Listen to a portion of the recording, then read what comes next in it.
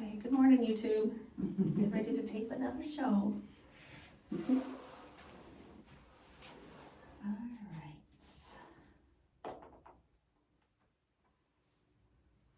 Good morning and welcome to the Good Bites by Chicago Foodie Sisters radio show and podcast. This food-focused show highlights the people that bring delicious food to us, some of the food happenings in Northwest Indiana and beyond, and the ways that food brings us together. I'm Kerr Steinwick and I'm your host. I'm co-founder of the Chicago Foodie Sisters food blog and author of Unique Eats and Eateries of Indiana from Reedy Press.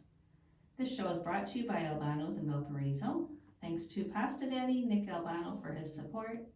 Our intro music is provided by the talented Vernell Scott. And thanks to podcast production assistant Eli Geyer for uploading the shows to podcast platforms so that you can listen in whenever you'd like. This show airs Mondays at 8 a.m. with a rebroadcast on Saturday at 2 p.m. on WVLP 103.1 FM with a live stream at wvlp.org. You'll find video of this interview on Chicago Foodie Sisters YouTube channel and Good Bites by Chicago Foodie Sisters Facebook page. And you'll also find the show on several podcast platforms, including Apple Podcasts and Spotify. And today we'd like to introduce you to our guest, who we have two guests today. We have Jenn and Vicki Kerr, and they are from Blue Moon Barn and Vintage Market, located on an 80-acre horse rescue farm in Westville. They have a space that serves as a vintage decor retail space and also event space for micro weddings, showers, dinner parties, workshops, and more. And also have 2 Airbnb accommodations on the property. So welcome. Thank you. Very glad to have you here today. I know we've kind of been in the same circles, same places, and have messaged each other, online, but it's our first time meeting face to face, and nice to meet. This is your mom, Vicki. Nice to be here, partner. Yeah, so very excited to have you here. So why don't you just start off with give us a little background on what Blue Moon is all about? Okay, thank you. Well, thank you for having us, first of all. Sure. So we started Blue Moon, initially Blue Moon Vintage Market was launched in 2015 in Three Oaks, Michigan. And we were open once a month up there for quite a while, a few years, and then COVID hit. So we had to do a little pivot, looked for another location. It was just retail at that time, and we were selling Annie Sloan chalk paint and teaching the workshops too. And then we did a pivot during COVID. We needed to kind of come up with a different game plan on what we were doing with our business and didn't really know what to do. So we looked around for another location to move, and my dad's like, we have 80 acres and I'm a builder, so let's put something up on the farm. So that was our COVID project, the three of us, mainly him of course, but we helped him build this building and started off as retail there, and then we shifted into more event space and workshops and cooking classes and dinner parties and things, and relaunched I guess as Blue Moon Barn and Vintage Market. Okay, so he built the building from scratch. Yep. That's brand new. Okay. Designed and put it up. Wow, that's awesome. A labor of love. Yeah, so when did you actually open then in Westville? March of 21. Okay. And it was easing my dad into everything. He built the building and then went, well, I don't really want anybody on the property. I'm like, okay, we'll start slow. So now everything we do, it's like, I just want 20 people here, or I just want this or that. And we're like, okay, we'll ease them into that too. Just small scale. Yeah. That's nice though, nice intimate gatherings. Yeah. Nothing too big and crazy. 50's our number of people that we're comfortable with. It's been stretched a little here and there, but 50's a good number. I was just in Three Oaks over the weekend for the Dig the Dunes, did this vintage shop hop. Sure. So we started in Michigan City and then went up to Bridgman and Sawyer. Three Oaks. And then we ended the day in Three Oaks. Oh, fun. That was nice. Yeah. She does a really good job. She does. Putting those together. Yeah, that's the second bus trip of theirs that I've done. I did one to see the Sandhill Cranes last fall I just as saw well. that. Yeah, but so I love the vintage shopping, and I wish I was a decorator like my mom was, but I don't have a knack for it. I don't have an eye for it. But I love like scouring antique shops, Yeah. just because it reminds me so much of her. And I walk through and I'm like, oh, mom had this and this. That's the same, table she had. That's the dishes that she had. Yeah. Yeah. So yeah, that is one thing. I love vintage dishes. So when I do go, I'm like, I cannot buy a whole set of dishes. So I like to just get a plate here and there at a thrift store, a secondhand shop, perfect. and just a few, and then I like when they're mismatched and kind of. Yeah.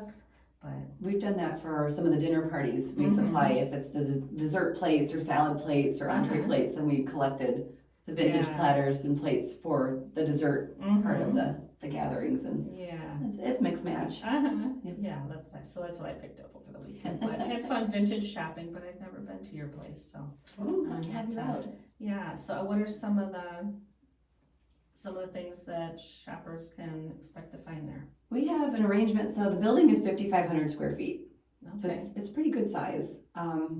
It's been primarily a lot of European vintage decor over the last few years. We're just kind of feeling our way through buying right now and restocking the space, but we have Schoenbeck chandeliers that are Swarovski crystal, vintage, different farm tables. I've got a 1943 Chevy front end that we renovated into a movable bar.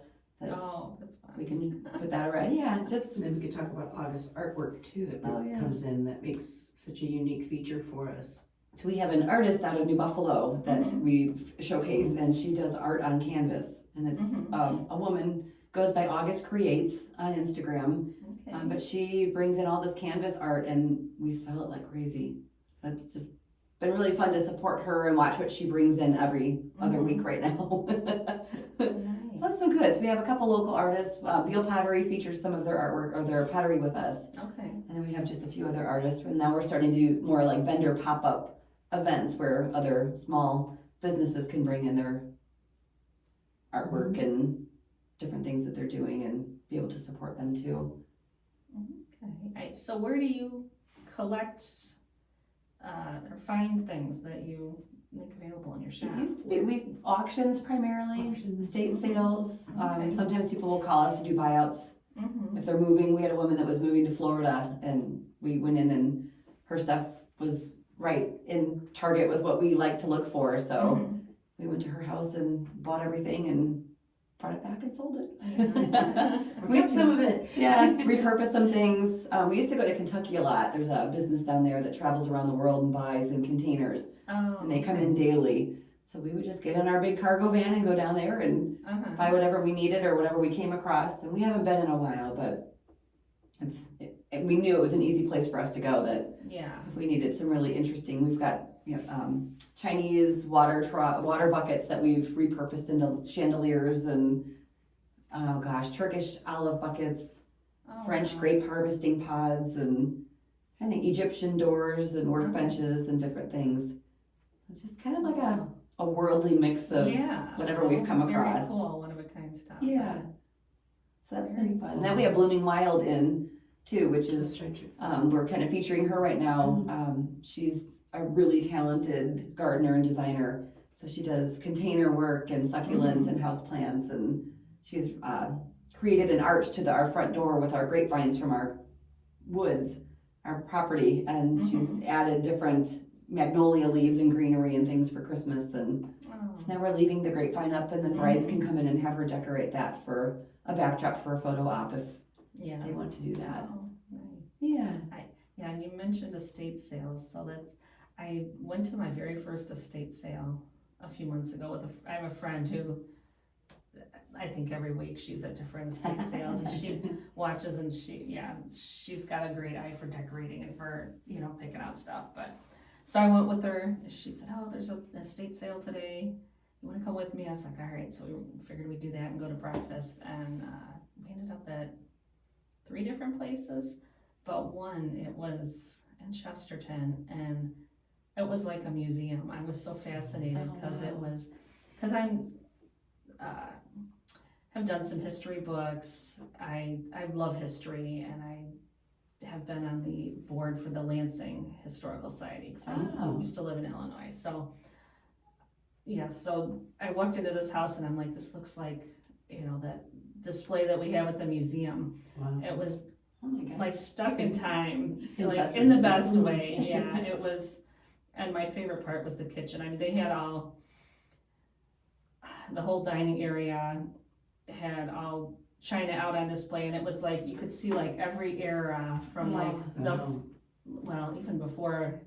I think the house was, I don't remember when they moved there, but it was a World War II veteran and his wife. I mean, so there was china like dating way back. Yeah. And then you could see, but each decade, then you could see like, okay, from the 40s, the 50s, I don't know. And they had, Oh, how fun. you know, and like the vintage liquor cart and the, you know, depression glass and all that, I don't know, all these really cool dishes that, Collections. I could have spent all day in there just checking that out. But the coolest thing was in the kitchen, there was a cabinet. I opened it up and it was spices that were like from the 50s. Oh my gosh. Like an entire collection of spice. And I'm like, okay, you would expect to see that in a museum, but I'm like, somebody still had that in their house. It was crazy, but I love all those little, you know, tins from way back, paprika and the little, I don't know. Did they have the spices in them still? I think so. I think we shook them and we were like, yeah, there's, Wow. So, yeah. Wouldn't want to consume that. I know, but it was so cool to look at. I bet. Yeah.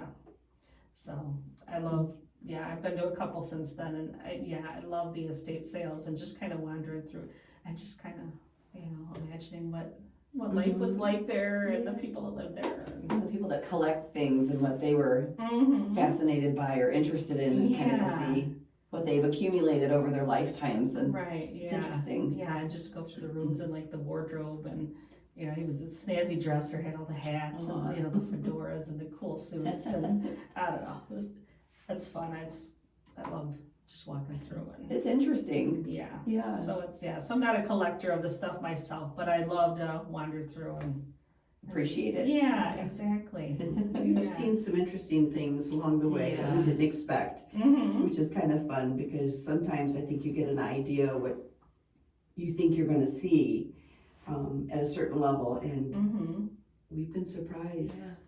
I think the one that surprised us the most was the hair art. Oh gosh. People used to collect their baby's hair when they were very little. Like first haircuts. And First haircuts, and then make portraits out of them and display the real hair with the portrait. Okay. So or memorials. They would Yeah. memorialize them, and it was like they would do these photos in like, you know, grand schemes, and they'd have real hair, real human hair from the late 1800s to the early 1800s. And we'd gone to a home in Warren Sawyer-ish area, Michigan, and it was a buyout, and there was human hair art.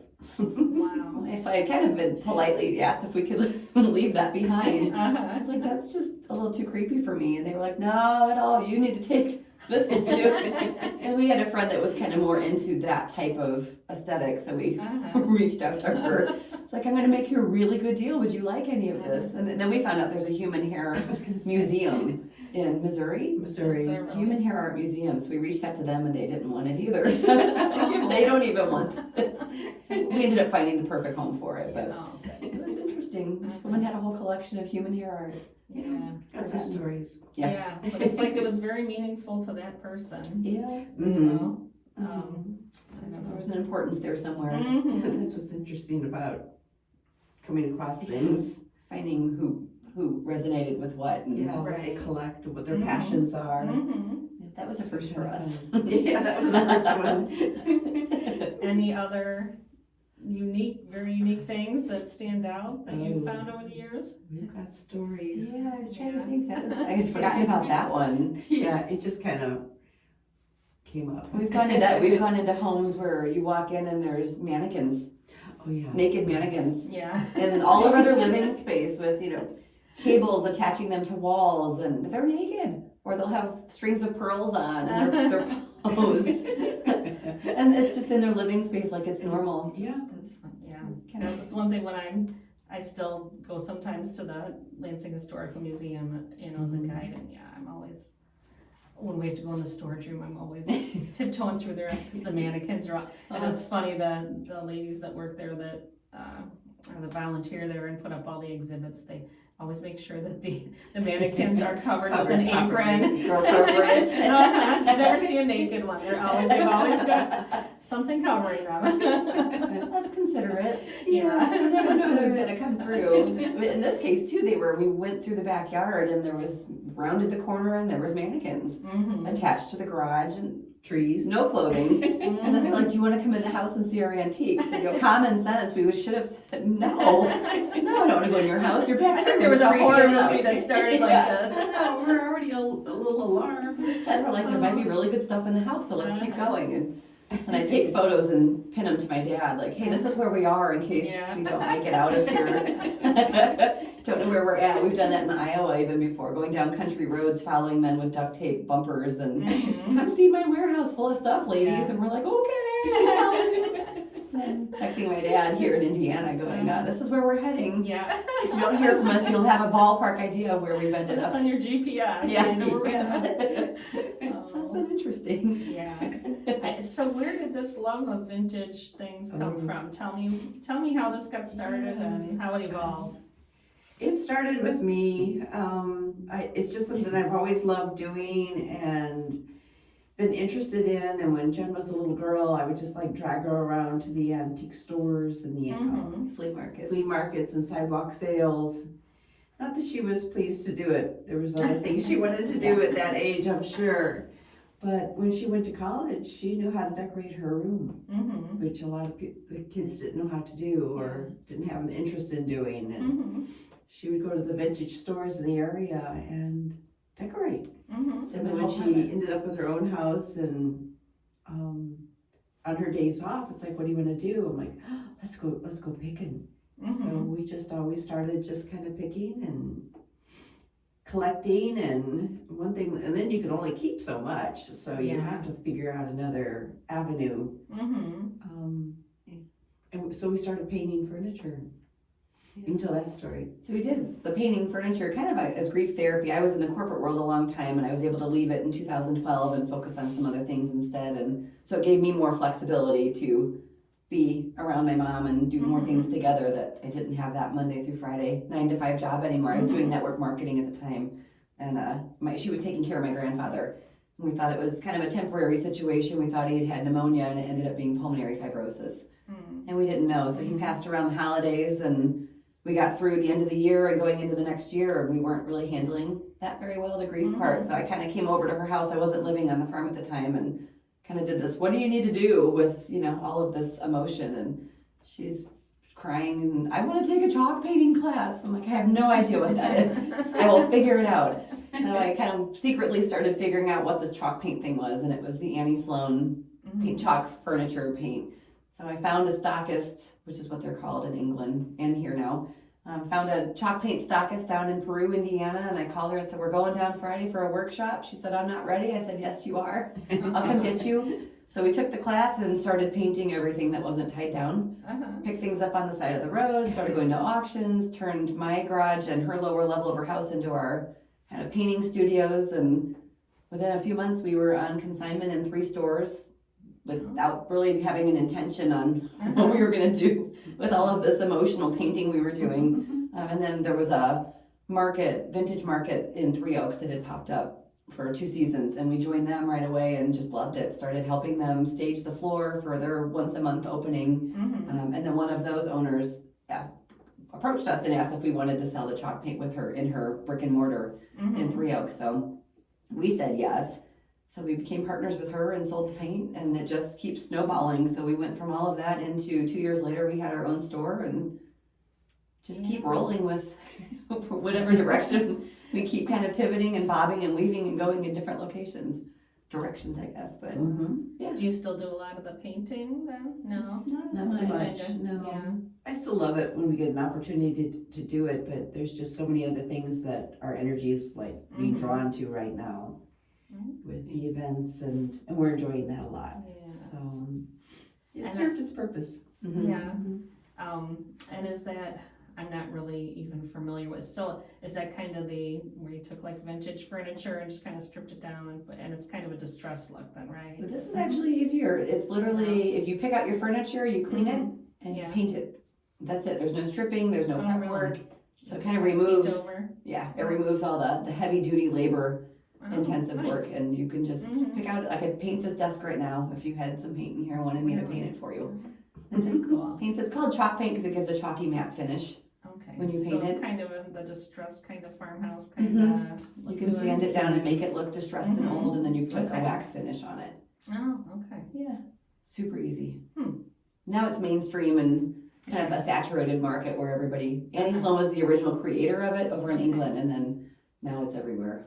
It's online, it's in the hardware stores, Uh-huh. it's in the grocery stores, Oh, it's kind of everywhere, but we're still specific to Annie Sloan if we recommend it to anybody, or we don't sell it really anymore, but we still offer tips on how to Yeah. use it if people approach us for it. Okay.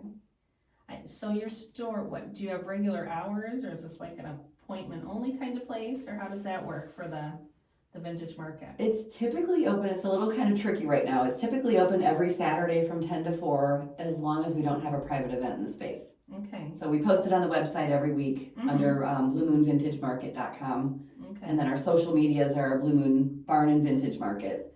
So I pop it on there. Like this past Saturday, we had a baby shower, Mhm. so we were closed. Okay, And then yesterday we had a workshop, private workshop. But we do appointments also. okay, So if people wanted to reach out and ask, can they come by to Tuesday at 10 o'clock to shop? We offer that to the public and to designers that bring their clients in. Mhm. And then we kind of do see specialties like different holiday weekends. We might be open Saturday and Sunday with vendors. Mhm. Last Thanksgiving, we did a big vendor pop-up for Black Friday and Saturday and Sunday. So we had 13 vendors that came in that we could showcase, and then the whole place is decorated for Christmas. And Oh, nice. yeah, so the hours, my long-winded answer to your question. Yeah. It kind of varies. Typically Okay. it's Saturdays as long as I don't have an event. Most of May is private events. Okay, Coming best up. thing to do is, Check the website. the website, Yeah. and you said in Facebook, Mhm. those are kind of updated then, correct? Yep, we always try to post if we're gonna be open or not, or they can text, my number's right on the website that you can text us and just, hey, are you open today? Okay, And we do that way too. alrighty. So can you talk about some of the pop-up events that you were talking about that you Yeah. have been doing? Yeah, so we're kind of trying to find a way with, the economy is just kind of a little scratchy right now, so we're just trying to find a way to support other small businesses in our space that Mhm. we can showcase each other. So we've been doing pop-up vendor markets where vendors come in, it's kind of juried, but they can come in and feature, we've got artisan and vintage jewelry, vintage clothing, a local farm stand out of Chesterton, the Black Sheep farm stand that we feature. Olga's Food Truck and Catering comes in and she'll sell bottled balsamic vinegar, oil, and soups or mini charcuterie boxes and different things like that. And she also does her cooking classes with us. So it kind of gets in front of her crowd and vice versa, which has been fun. And then we have some dinner parties coming up with McGowan and Son here in Valpo. Okay. Ticketed dinners. That should be, Lucretia's, we just had an event with Lucretia. just did a private wine tasting. Yeah, Alavezia, Lucretia's came in and did their wine club, private wine tasting with us last weekend. It was so much fun. So, yeah, just trying to find different ways of using our space. We're considering putting together a seasonal farmers market too. Okay. So we're working on that just to kind of support the local Mhm. smaller farms and then get people buying good organic produce and food Mhm. and kind of staying in that theme right now. So yeah, we're just kind of bobbing and weaving and pivoting and figuring out what else we can add to the space. And then we rent it out for showers, baby showers.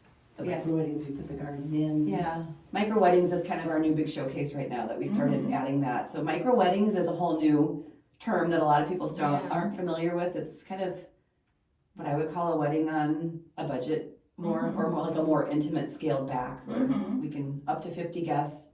So they can come in and have their wedding either inside our vintage decor store or outside on the farm in our wedding garden that we put in last year. And then have a little dinner or gathering with their guests. Uh-huh. And that's been fun. And then they use our Airbnb loft inside the store as their bridal suite or an overnight stay or both. Okay. Yeah. I, of course, since the show is usually focused on food, I was excited to hear about some of the food things that you have Yeah. at the market, at your location. space. Yeah. Olga in the area has been fun. She's been doing most of our cooking classes and she's extremely entertaining and energetic and lively, and comes in and she holds her own to whatever crowd she has and does an amazing job. She's known for her pierogi workshops. Okay, so what's her name again? It's Olga Podhorsky. She goes by Okay. Olga's Food Truck and Catering. So she's out of Okay. Westville. Okay. And she used to have Olga's restaurant in Westville and in Valpo. And they've okay. closed over the years. So now she has a food truck and she does a lot of private catering. She's one of our suggested caterers for our Mhm. catering list of people that we recommend.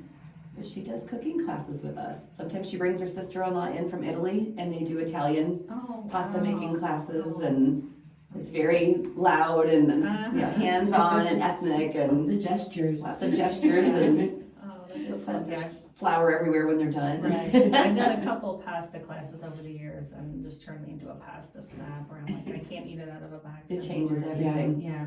Yeah. And then when you watch her actually boil the fresh pasta that you've just made, and it boils in Yeah. water for 20 seconds and Mhm. it's done versus 12 minutes because there's no Right. preservatives in it. Uh-huh. Kind of makes you wonder what you're putting in your body too, with what's in your Mhm. food and how to eat it a little fresher. Yeah. Am I going to roll out my own pasta anytime soon? Probably not, because it's a lot of work, but Yeah. I'll eat it any day. Oh, that's awesome. So, give me a rundown again of some of the cooking classes that she's done there. She has done several pierogi classes, Okay. pasta, pesto and carbonara, Tiramisu. tiramisu, Oh. goulash.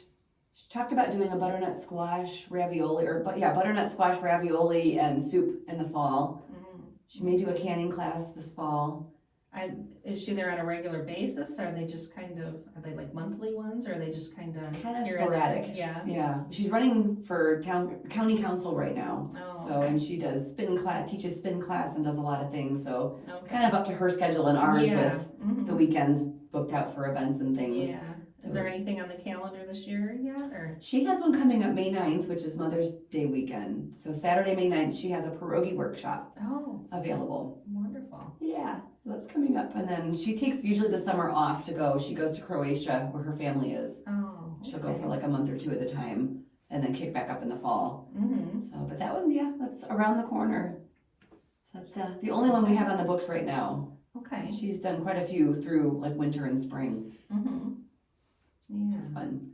Okay. And we were talking before we started recording, and you said you've kind of been recently shifting from strictly retail to doing more events. Yeah. So. Yeah, well, we'll still always have retail at some capacity. Mm-hmm. We have, like local candle maker Noah and Frank. We carry their candles and still have like a smaller presence with retail that we can still be open on the Saturdays that we don't have events. Mm-hmm. But the events have been kind of taking off in a fun surprise that we didn't necessarily expect, but we're hoping for, Uh-huh. just to kind of carry our store through Yeah. whatever's going on. Do you right do now. anything online with the store, or no? We don't. No? It was Okay. coming in and out so quickly, and Mhm. it's just my parents and I that are doing Yeah. the rescue farm and the retail space and the event space and the customer contact and the Airbnbs and all the things that I didn't have the energy to do online also. Mm-hmm. So if people reach out, they see something that we post, we will sell it over the phone or online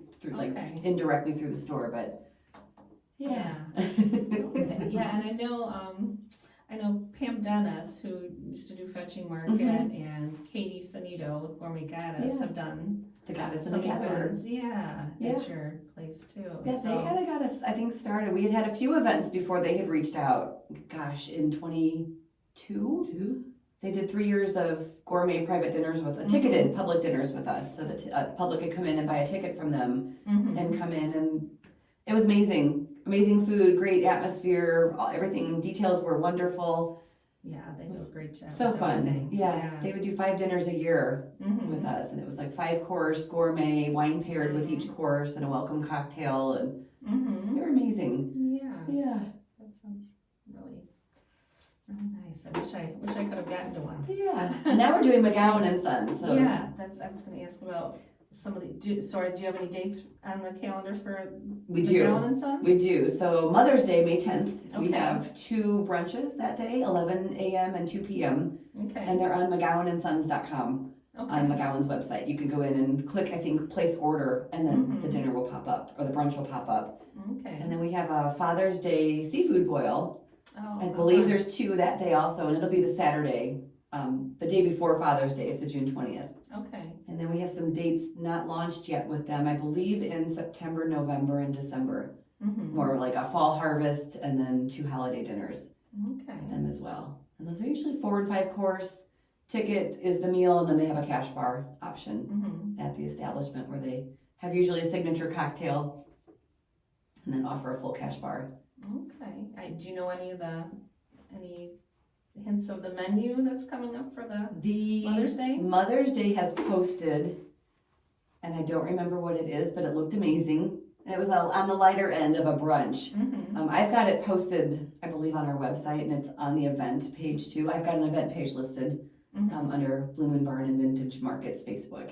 Okay. They did a holiday dinner with us in December, and it was country French themed, so I think a lot of people have a misconception of McGowan, it must be seafood, Mm-hmm. and that's not necessarily true.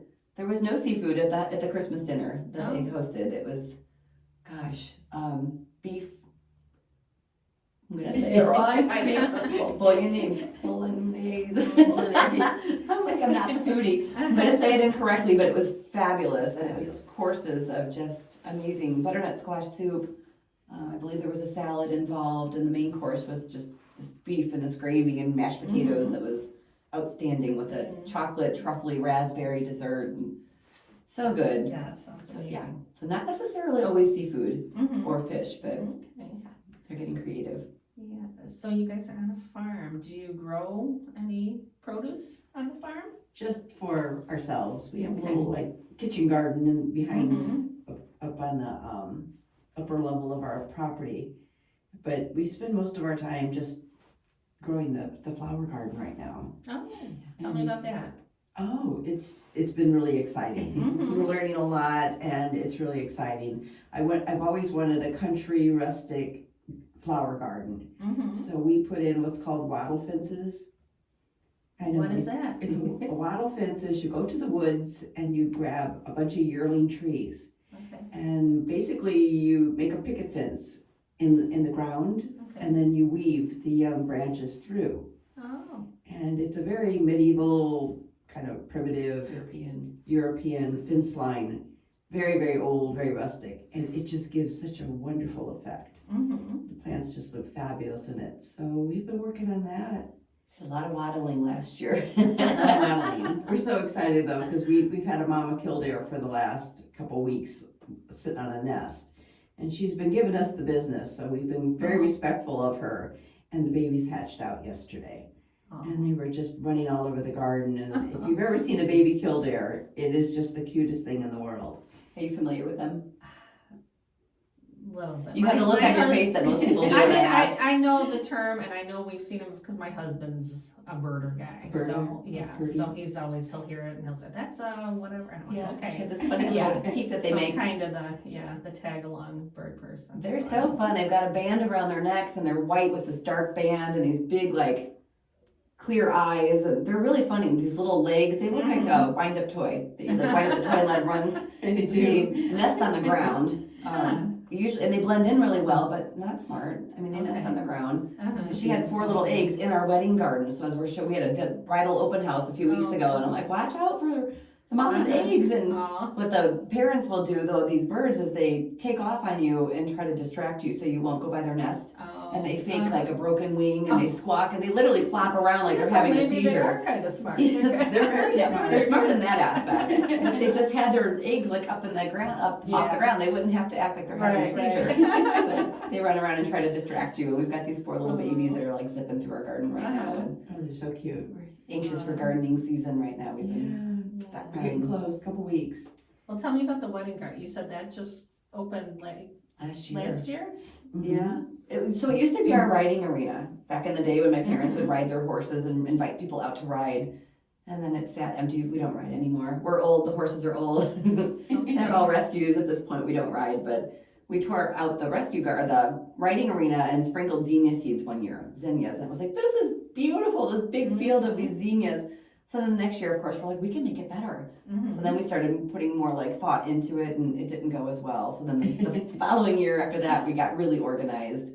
started putting it in, and it was weeds because we were working on an Airstream renovation for an Airbnb and couldn't keep up with all of it.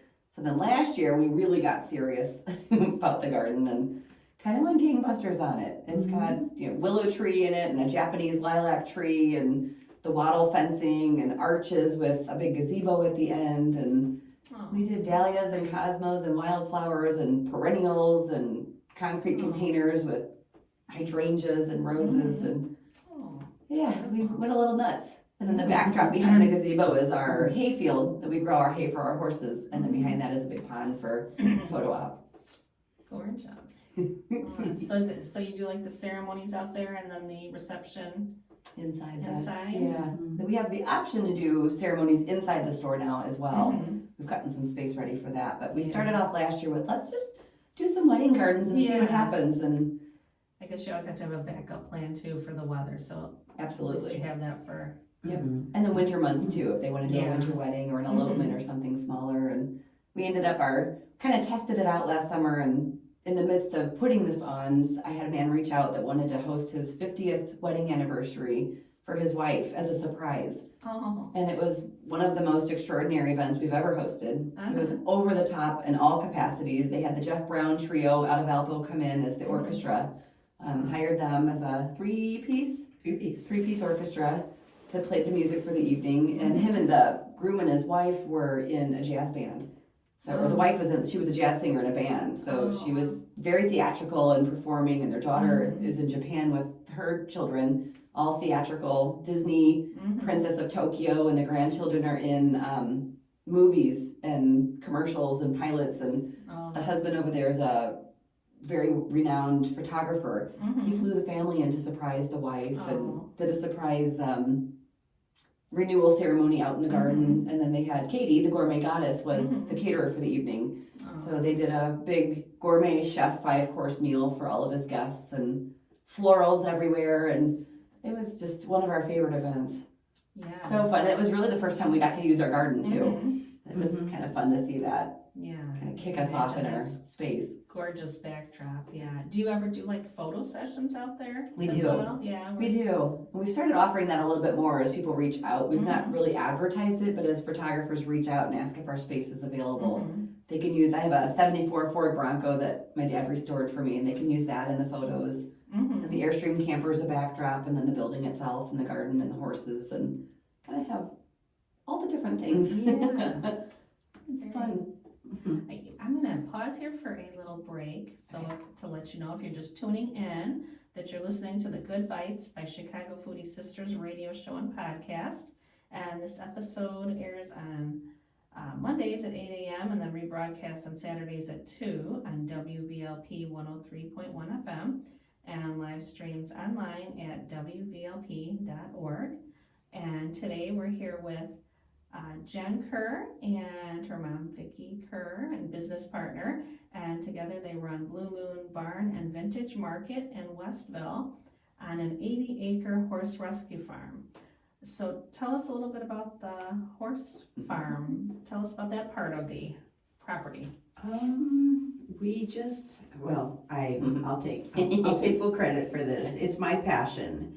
Horses are my passion. I'm like 5 years old every morning now because I get to get up and clean stalls and be with my horses. But we just started acquiring them. I've got 4 horses out of Canada from the Permian industry, which is a really harsh industry. So I have 4 of those. And What industry did you say? Permian The hormone drugs for women. Oh, okay. It stands for pregnant mare urine. Okay. So yeah, it's a pretty harsh industry. So my girlfriend actually was the start on the rescue.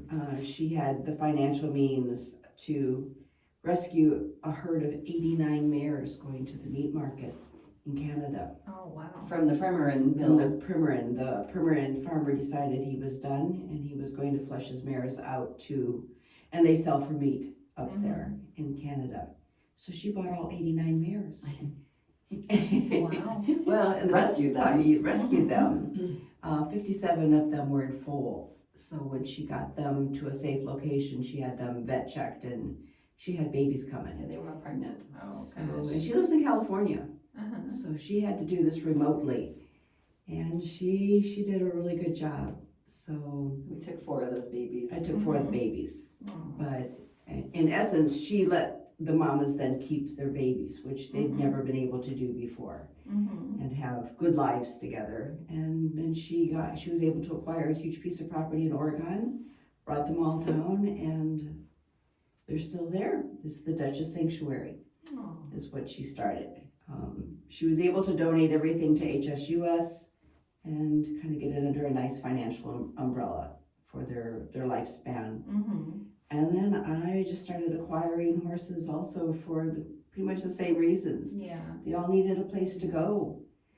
Just because you're done riding them doesn't mean it's the end of a horse's life.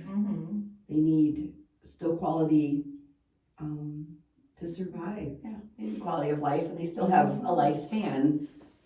So They do. we get them for various reasons. Mm-hmm. Other people have rescued Reins of Life in the area, if you're familiar with Reins of Life at all. They're in Michigan City and South Bend. They do a lot of equine therapy, children with disabilities, different things. They had gone to pick up a horse for their program. And when they got to the farm, the farmer said, "You only get this horse if you take that one." And he pointed to another horse, and she was In demise. hundreds of pounds underweight. And in, we think, her early 30s, which is old for a horse, and she was starving to death. So the man that had her didn't realize you have to file their teeth back so that they can chew their food. Otherwise they form points and cut up their mouths and they can't eat, and that's where she was. She couldn't eat. So the girls from Reins knew, like, if we leave this horse behind, she will die. So they got a hold of their board. They're not a rescue barn. And pulled some strings and asked, can we take her and we'll find her a home. So then they got some weight back on her, vetted her out, reached out to us. Will you take her? Will you please take her? Her name was Maple.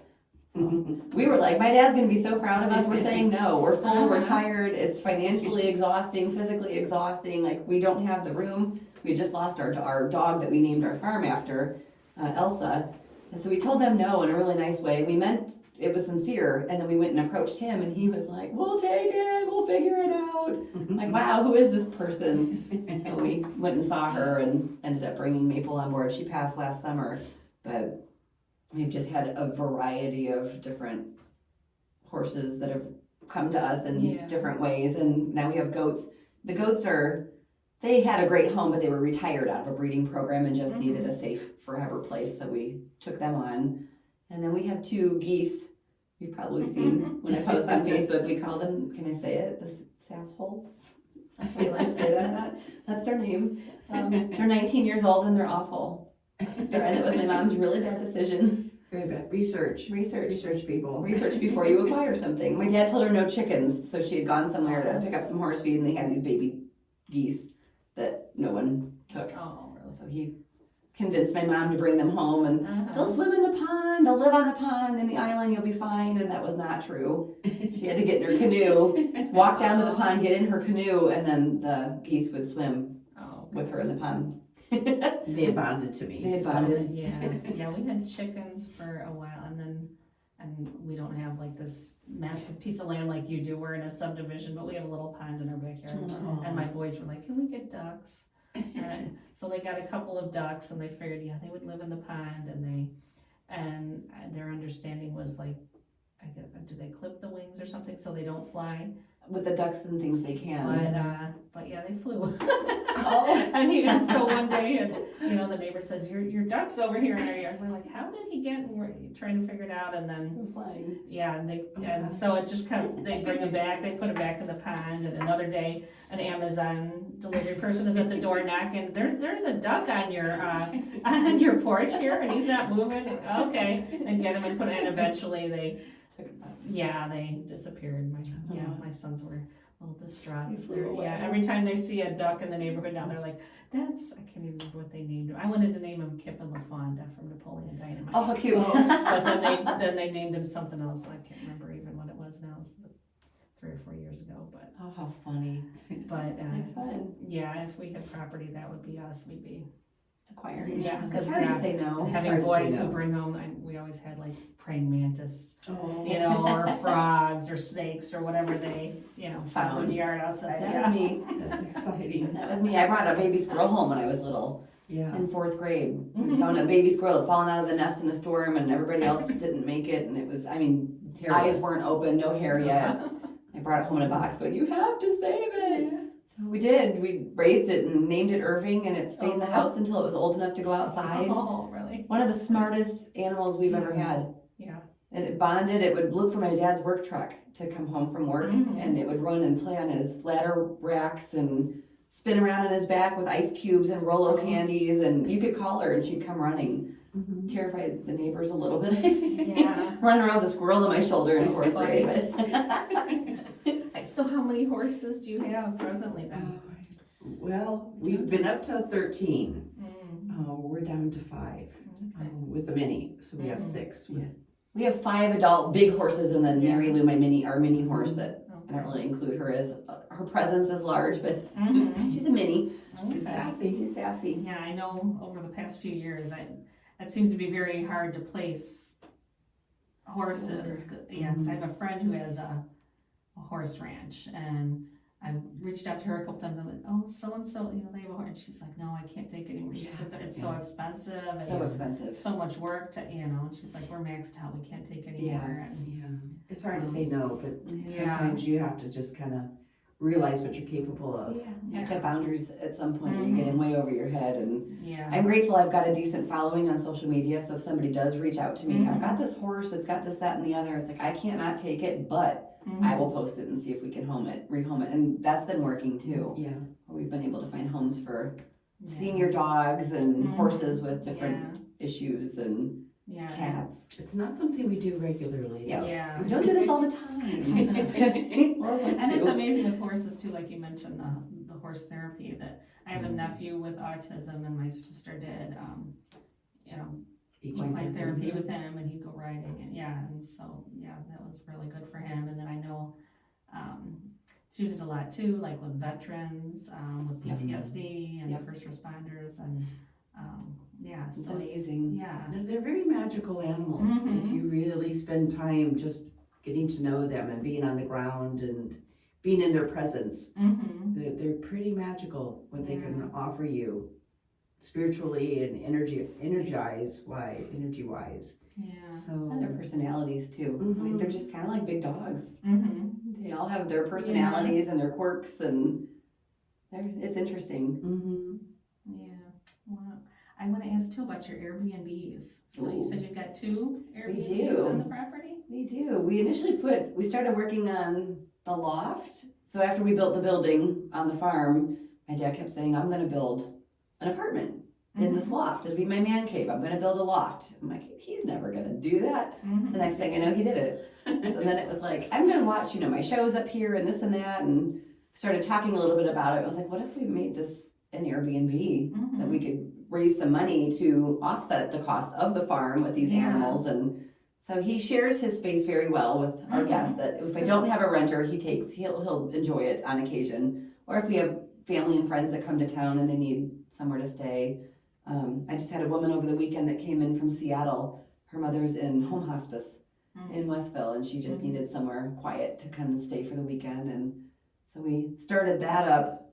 This will be our third year of renting the loft, and it's in the store. So people actually come in through the store and go up the stairs, and I give them a key to the door, and my camera's on the main floor for safety, and it's been pretty outstanding. So we started that, and then we got an old 71 Airstream camper that we gutted.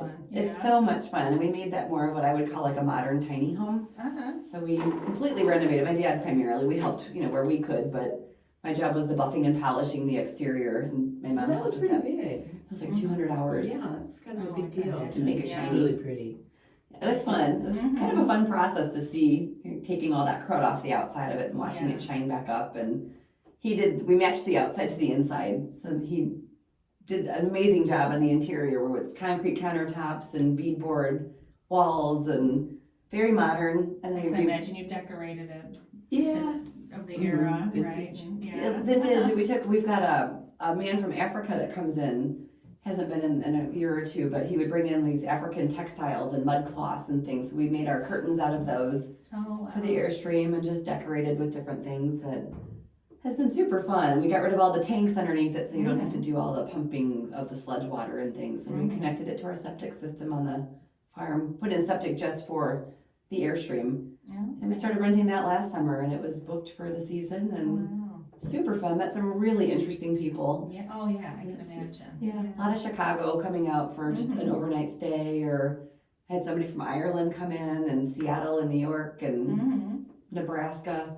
So we have the two options to stay now. So can you book through your website or is it through Airbnb? It's through, I'm on Airbnb and Vrbo, both platforms, and then we have links to both of the Airbnb links on our website under the stay section. Okay, what's the name, like if somebody's searching it, Airbnb? It should be Blue Moon Barn. I Okay, have it under Blue Moon Barn. Okay. Or if they just look up Westville, Indiana, on come on. the Airbnb or Vrbo, they can find us that way. Okay. I don't have them paired together as a listing, so there's two separate listings for the same address. I haven't mastered linking them together yet. It's a All right. process. I wanted to mention too that you're a children's book author, which I love because I do children's are books too. myself. Yes. But yeah, so hold it up for anybody watching on YouTube. So tell us about the book. So Figgy Goes to the Farm is based on our naughty little Havanese dog in the house, Figgy, who we acquired during COVID. We did not do this to ourselves. This was not something we sought out. It was a rescue situation, kind of, but we ended up, it's my mom's dog primarily. And my mom, in her words, she's too old to correct. So there's not a lot of boundaries in correction, and then this naughty little dog. I used to paw my nose on her as a little girl. All her corrections went to me when I was growing up. But she's funny and she's animated and she's naughty. And initially I wanted to do a book on all the naughty things that she does, chewing up toilet paper and rolls the entire bins and Packages. the faces she gives you with her behaviors and her thoughts. And she's quite animated. And I just kind of thought, let's just do a book. So I made it more geared towards how she was afraid when we got her, which was true, and how the other animals on the farm taught her that she's safe and it's a rescue farm and it's going to be fun. And so I kind of utilized the farm experience with our animals and what they've kind of taught us too, with watching them come out of their shells with whatever trauma they've been through. And it was just kind of a light, fun book on Figgy's life on the farm and how she's happy. And I used all of my photos I've taken on the farm, and those are my illustrations. Did you do the illustrations? No, I used ChatGPT. Oh, I cheated really? a little, Oh, yeah. wow. But it was free, and I was on a That's cool. budget, so I popped my cover photo. The real picture is in the back, somewhere in the back of the book. But I just for fun, I threw it into ChatGPT and said, "Could you make this a cartoon for me?" That's and pretty cool. it was exactly what I didn't know I wanted. never would have thought of that. Yeah, but it was not to underscore the artists that are out there, because I love to support artists clearly with our store and everything, but it was author on a budget that that's Cool. my first. I'd like to do some more. I have my puppy Nash that I'd like to do a book on, and our Sassville geese that I think would make a great your story. horses, you've got tons of material. Yeah. Mary Lou, my mini, she wants selfies every morning with me. She follows me around until I take a picture with her. Even if I don't post it, we still get mini horse selfies every morning, and Funny. lots of content. Lots of content. So where is your book available then? It is on all the online platforms, so it's on Amazon, it's on barnesandnoble.com, walmart.com. It's on elsasacres.com, which is our nonprofit farm. I guess I kind of forgot to mention that, but it's listed there too. Okay. It's in our store. Blue Moon does have it available. And then if I bought the domain figgygoestothefarm.com. So if you go to that, it'll drop ship right from the publisher. Oh, nice. Okay, yeah. All over the place. So tell us about Elsa's Acres. Elsa's Is that- Acres. Okay. Yeah, so Elsa's Acres is our 501c3 nonprofit as our horse rescue, animal rescue. We launched that almost 4 years ago. Gosh, almost 3 or 4 years ago. Elsa was one of our first official rescues. That was a St. Bernard mix that we rescued her and her litter mates at 5 weeks old. Rescued them out of a really bad situation in Boone Grove. So we took all the puppies. They gave them to us. It was a drug house, but they gave us all the puppies, and we ended up calling child services on the father dog that was out in 100-degree sun, no heat, or no shelter, no water. So the animal control did get him and rehome him. And then we called child services on the children in the house because it was that bad of a situation. But we ended up adopting out all of the siblings to family and friends, great homes, and we kept Elsa. My parents kept Elsa. I wasn't living at the farm at the time, and raised her as the farm dog, and she had great pride in making sure everybody was safe and protected and alerted us when things were off. We had 2 potbelly pigs show up on our farm in the dead of winter, and Elsa, I would have missed it. Elsa alerted us that they were right in the middle of our property.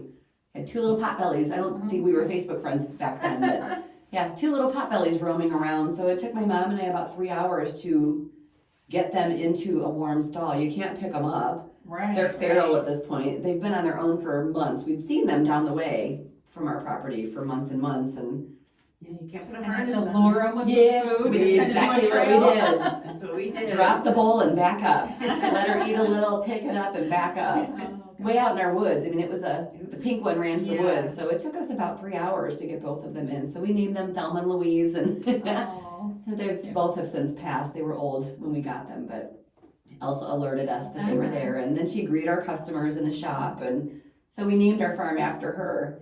okay. She was still around, and she passed a couple years back, but yeah, it just kind of became an actual nonprofit that we can do fundraising and raise money to help us offset the cost of care for all of the animals Rescue, so, that we have. We were up to over 30 at one time, and we're probably about half that right now. Okay, It so it wasn't just this was horses and dogs and Cats, Pigs. pigs, Wow. yeah. And then we started to market that to show people like, hey, this is a rescue, we can do Mhm. fundraising, and then it got to, would you take my dog? Would you take my cat? Would you Yeah. take my alpacas and peacocks and turtles and yeah. gigantic 100-year-old turtles that I can't house in the winter. I don't have the sufficient means Yeah. for that, and so we sent them to Washington Park Zoo. That's nice though that you even Yeah, we will have help, Some find resources. other avenues for them. Otherwise, we'll end up with them. Yeah, What will I'm what sure will you you do get a do? lot of people reaching out because We you do. get, so many other shelters that fill up and. Yeah. We do. So we do what we can, and now we're trying to have a little bit of wits where it's, Yeah, do we have the money to do this? Do we have the Mhm. physical ability to take on anything else, and the emotional ability? We keep them until they pass. yeah. So it's more of a sanctuary. We don't rehome them. They stay until their last day, and then it's up to us to make that decision for them when their lives change. And we've gone through a lot of that in the last 8 months. Yeah. We've lost, I think, 11 animals that old, and it was their Mhm. time. And so right now we're not refilling spaces just because Yeah. we're kind of, this is containable Yeah. right now, but we still offer to Mm-hmm. find homes or do what we Yeah. can. Yeah, we rescued last year. My son, it was a baby green heron. Oh, That was you just had a picture of that. yes, That's the cutest. yeah. It was. I was Cute. like driving. I don't know where I was going, but I was like, "What is?" I was like, "That's a weird looking bird," and all of a sudden the neck goes up, and I was like, "Okay, that's really not a bird from around here." And my son had said, "Oh, like the week before there was a broken egg on his girlfriend's car that was parked under this tree." Oh, And he said, "I'll bet that was his From the nest. Yeah, like that. It probably blew out of the nest. Yeah. Yeah. And so, but it was wandering around, and I oh. couldn't I couldn't stop thinking about. I was in a hurry wherever I was going. I came back later, and I'm like, "Oh, Where what is happened to?" Yeah. And so I got my son, and I'm like, "Let's go look." And I'm all over the cul-de-sac, and he's like, "Right here, Mom." And he found it so quick, Aw. and a little flower bed, and he scooped it up and didn't know what to do, so we ended up calling Humane I was Indiana. gonna say. too. Call Yeah. Humane Indiana. They're wonderful. But yeah, he was cute. My son named him Garrett. He had him up in a little blanket. We brought him up. And, yeah. That's adorable. So yeah. You are people. I know. Yeah. He needs to People be a that book. care. Garrett. That should be a Garrett. book. I know. Yeah. I gotta work on Yeah, That's that'd be a great beautiful. one. Yeah, kids are drawn. I'm surprised at the response I've gotten just from that. Oh yeah. this. I'm sure. I've done 4 children's books, and one is a dog. Has a dog. Waffle. It's called Waffle Likes Falafel. About a dog who's a picky eater, and yeah, so that's the one. Whenever I'm somewhere where I have them all out, the kids always gravitate toward the dog book. Yeah. Do you have your So, books locally in locations? Probably closest is South Shore Arts. Okay. Has We were some just talking edition. about having Yeah. like a spot in our space for local authors that Yeah. may want to commend. The Dunes Diva had just wrote a blog on us, and she's writing a book Mhm. primarily on photography of things in the area. I just thought Oh, okay, it might be a yeah, fun thing to. yeah. Develop. Yeah, well, thank you very much for being here with us today. Thank you. Remind listeners where they can find you. Yes, so website is bluemoonvintagemarket.com. Mm-hmm. Social media, I've got, oh gosh, what do I have? Facebook, Instagram. I do have TikTok. I don't do a lot with it. And I have that for Elsa's Acres, the farm, as well Okay. as Blue Moon Barn and Vintage Market. Okay, Are all the right. socials. Look them up and have Mother's Day brunch coming up. So if you're looking for somewhere to take Mom, take a look at Blue Moon Vintage Barn and Market. And thank you everybody for listening in, and have a delicious day. Thank you. Oh, Thank you. Thank you.